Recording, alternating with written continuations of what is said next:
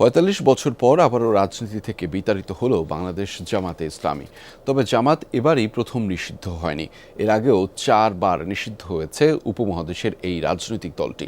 সাম্প্রতিককালে হত্যাযজ্ঞ, ধ্বংসাত্মক কার্যকলাপ, সন্ত্রাসী কর্মকাণ্ডের সরাসরি সম্পৃক্ততা এবং উস্কানির অভিযোগ আনা হয় দলটির বিরুদ্ধে। ফলে নির্বাহী আদেশে জামাতকে নিষিদ্ধ করেছে সরকার।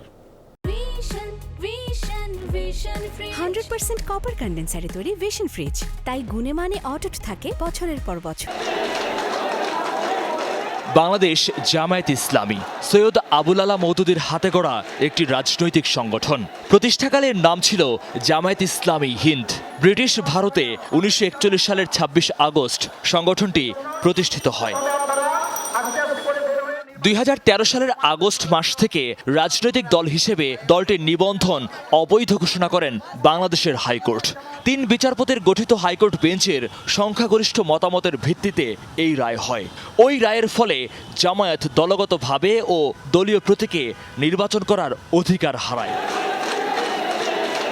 প্রতিষ্ঠার পর পাকিস্তান আমলেই 5 বছরের মধ্যে 2 বার নিষিদ্ধ হয় দলটি। প্রথমবার 1959 সালে, দ্বিতীয়বার 1964 সালে। সে সময় দলের প্রধান মওদুদী সহ গ্রেফতার করা হয় 60 জামায়াত নেতাকে। এদের মধ্যে পূর্ব পাকিস্তানের যে 13 জন জামায়াত নেতা ছিলেন তাদের অন্যতম গোলাম আজম।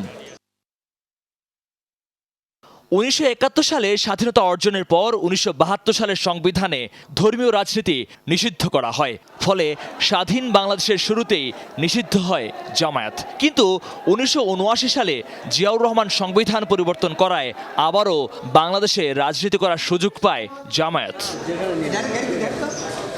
71-এ মানবতাবিরোধী অপরাধের দায়ে বিভিন্ন মাত্রায় দণ্ডিত হয়েছেন দলটির বেশ কয়েকজন শীর্ষ নেতা।